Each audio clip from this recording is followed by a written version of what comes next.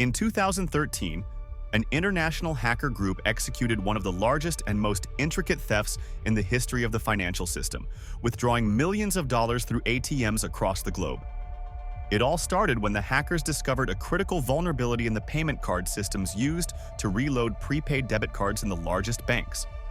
These cards, intended for convenient transactions with small amounts, had one major flaw. The hackers were able to manipulate the withdrawal limits, effectively making the cards unlimited. By breaching the servers of companies handling payment transactions, the hackers gained access to the data of these cards and altered the limits, allowing them to withdraw any amount from ATMs in over 20 countries.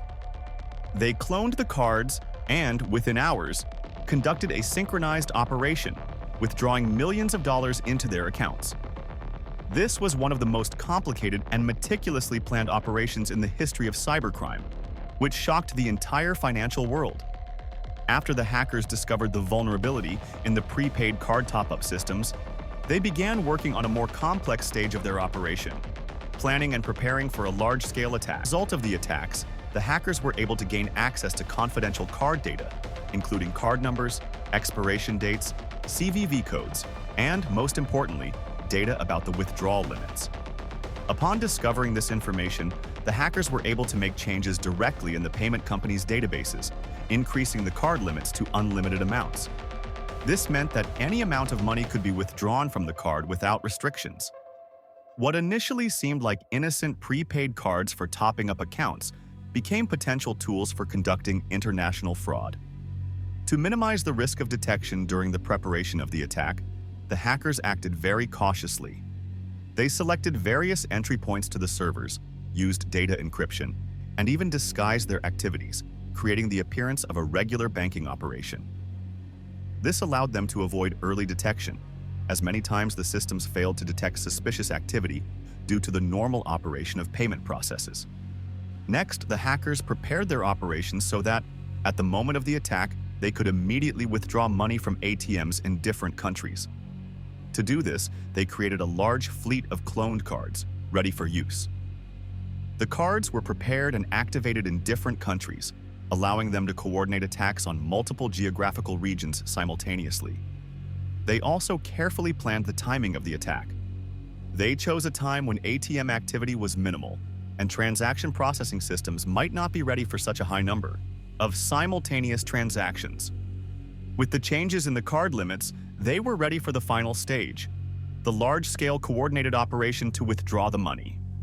This phase was critical for the success of the operation, as the hackers were able to maintain the secrecy of their actions, making their fraud global, fast, and undetected in time.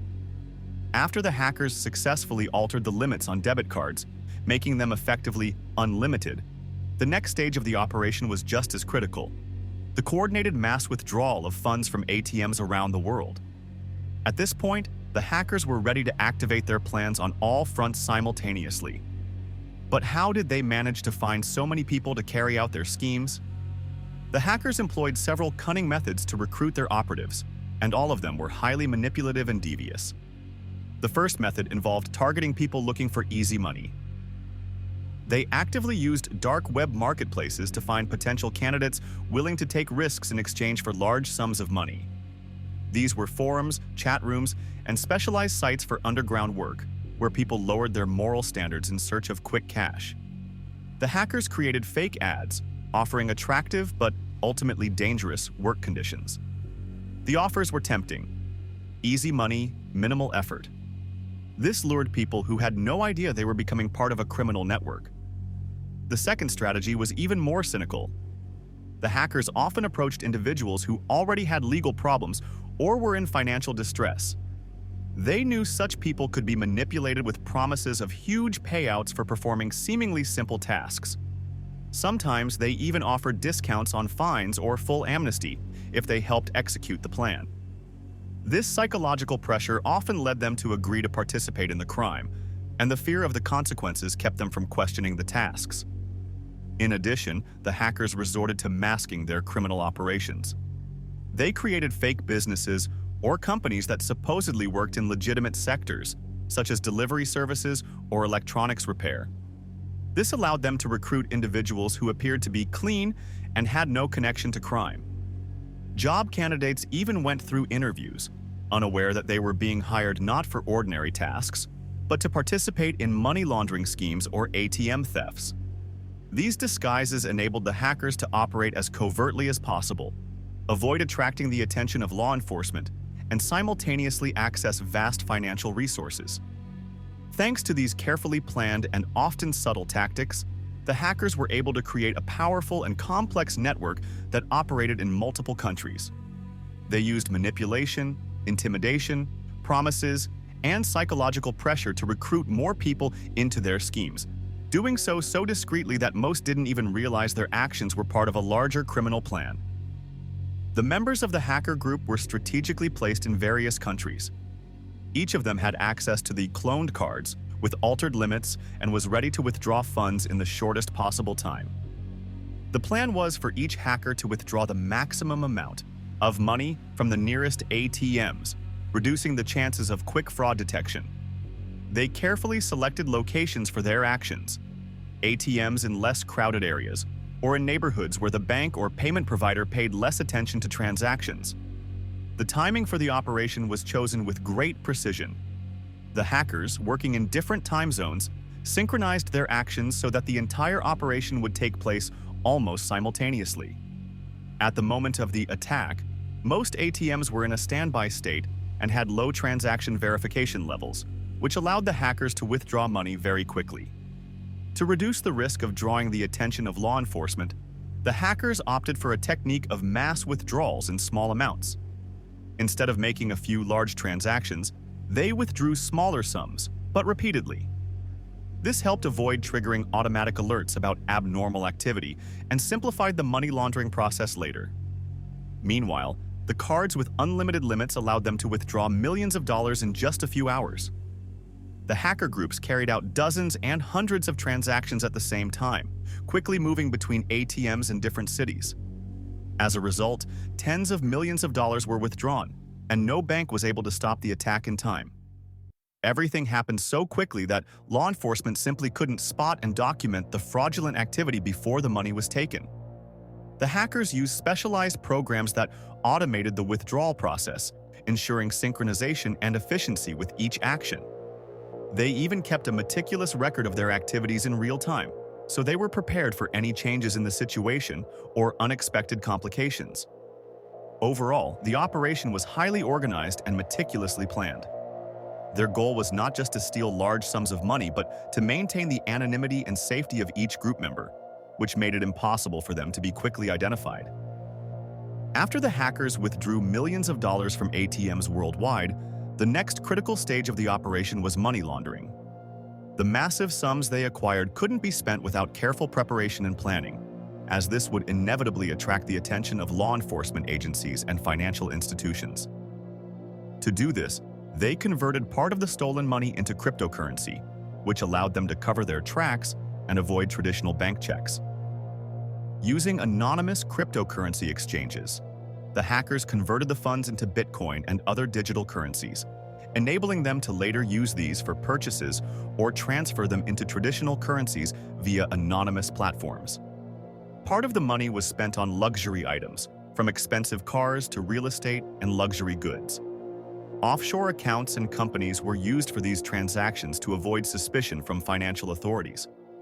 However, some hackers were not cautious and decided to share photos of their acquisitions, which turned out to be a major mistake. Photos featuring stacks of money and luxury items became some of the most valuable evidence in the case. This allowed law enforcement to track their activities and uncover the crime. The uncovering and arrests of the participants in this international hacker operation marked the climax of numerous investigations and international law enforcement cooperation. Initially, the transactions through cryptocurrency exchanges and offshore accounts did not raise suspicion. But when the money was transferred to bank accounts and spent on luxury items, it caught the attention of financial institution analysts. Tracking the transactions revealed anomalies and opened up paths that showed how the hackers moved their money. Law enforcement from various countries joined forces to uncover the crime. Using digital footprints, Bitcoin addresses, and photo evidence from social media, they managed to track the financial operation chains and determine the location of some group members. The first arrests were made in the US, where one of the group's leaders was apprehended and the great unraveling began. Investigators gathered enough evidence to determine who was behind the organization and how much money had been stolen. However, not all participants were arrested immediately.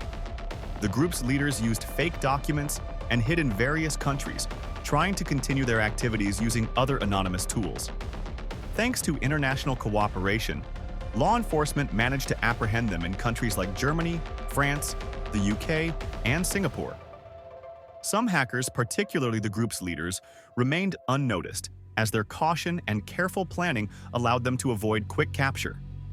Despite some criminals being detained, much of the money remained in cryptocurrencies or on offshore accounts, which complicated the investigators' task. International intelligence agencies continued to track the remaining stolen millions, but due to the anonymity of cryptocurrencies, most of the money was never recovered. Some of the arrested hackers received prison sentences, while others were exchanged for cooperation with law enforcement. Although many of the wrongdoers fell due to their arrogance, some of the group's leaders are likely to remain free and may resume their activities in the future. The overall takeaway from this story is that it reveals the world of criminal activity, where every move is carefully planned, and participants must be ready for any surprises. The story shows how a thoroughly prepared operation, with careful analysis of details, clear role assignments, and the ability to react to changing circumstances, can lead to even the most complex and dangerous missions being carried out. However, despite the high level of skill of the participants, the nature of their actions remains within the realm of illegal activity, where effectiveness and achieving the goal are valued over ethical norms. In the end, the story raises questions about the morality of people's actions and the consequences of those actions when the drive to achieve a goal by any means necessary takes priority.